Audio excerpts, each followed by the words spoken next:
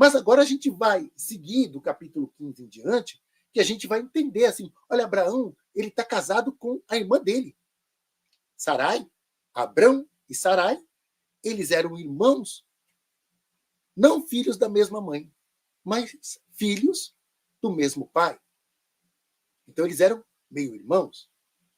Hoje em dia isso é um escândalo, né? Mas olha lá, olha lá. E a gente vai seguir com essa pesquisa hoje, ok? Então vamos lá.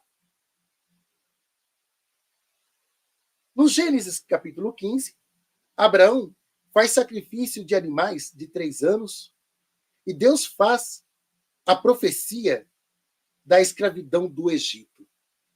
Olha só, entendam, gente, é uma construção feita depois, mas bem depois de tudo. Porque não tem cabimento, né? Deus ali pede um sacrifício e, mais uma vez, né, fala que é de agradável odor, e Abraão ele queima os animais, ele esquarteja primeiro e taca fogo no sangue, na carne, nos pelos, e aquilo era de agradável odor a Deus. Imagina Deus assim, né? Coisa boa, que não é nada bom. Nada bom.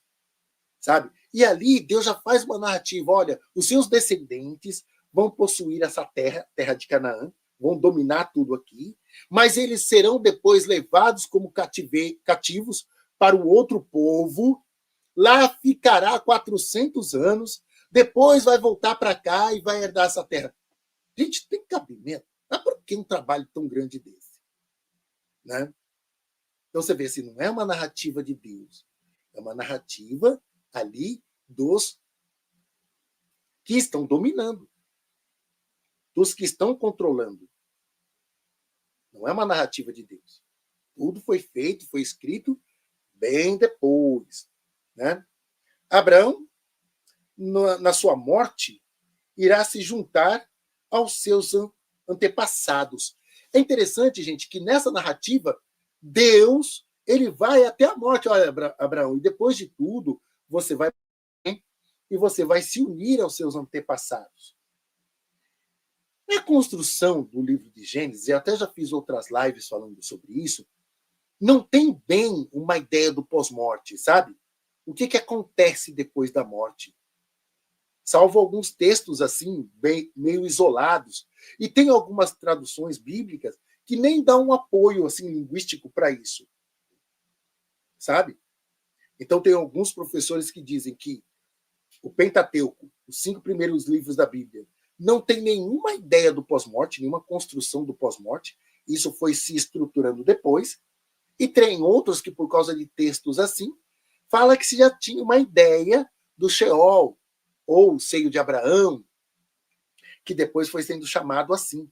Mas bem depois, porque olha só, é Abraão aqui, é o pai na fé, é o primeiro. Mas nós vamos ver algumas contradições aí no decorrer da narrativa. Muito bem. E Deus ele promete, né, que ele vai ser dono daquela terra de Canaã, os ancestrais deles vão ficar lá e assim por diante. O Gênesis capítulo 16, Agar, né, Sarai, Abraão. Essa é uma situação bem complicada, porque a Sarai não engravidava de jeito nenhum, e a Bíblia sempre vai trazer isso, e a mulher era estéril, né? Bom, não se tinha tecnologia na época para descobrir que o homem também pode ser estéril, né? E é uma narrativa também machista, então sempre o problema está com a mulher, sempre está com a mulher. Por isso que eu falei para vocês, olha lá, na época tinha as pitonisas, quando o povo se estabeleceu ali em Canaã, tinha as pitonisas e elas dançavam com as serpentes e elas davam as diretrizes ali para a sociedade.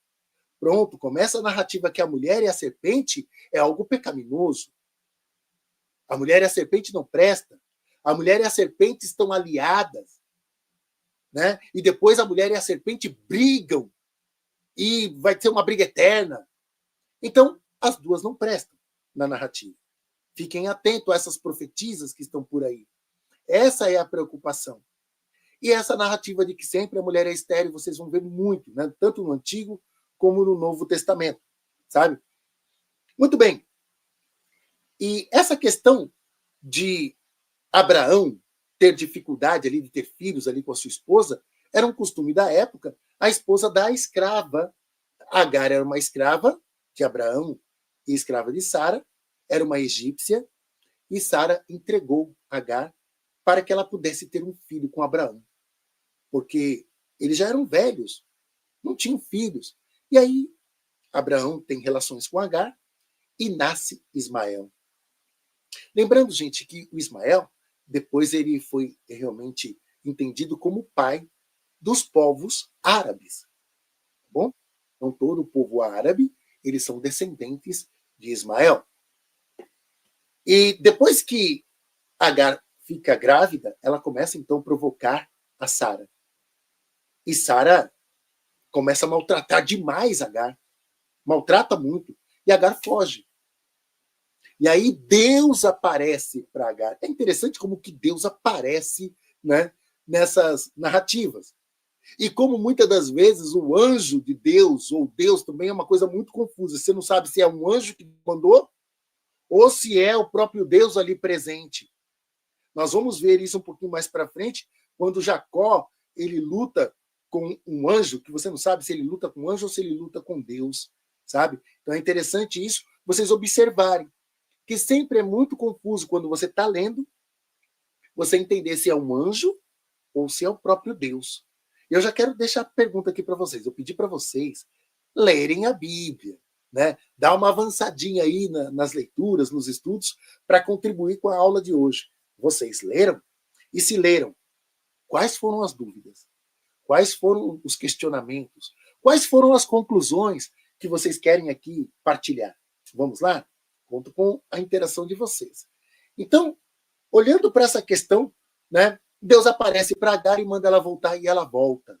E ela fica lá, né, na situação ali ainda de escrava, e logo vai nascer o seu filho Ismael. O nome Ismael, gente, significa Deus ouve, ou Deus está ouvindo. É um significado muito interessante, sabe, desse nome. Muito bonito. Muito bem. Porque Deus ele promete para Agar também uma grande nação, né? E os povos árabes, né? Eles são uma nação gigantesca. Então Deus ele faz essa promessa para Agar.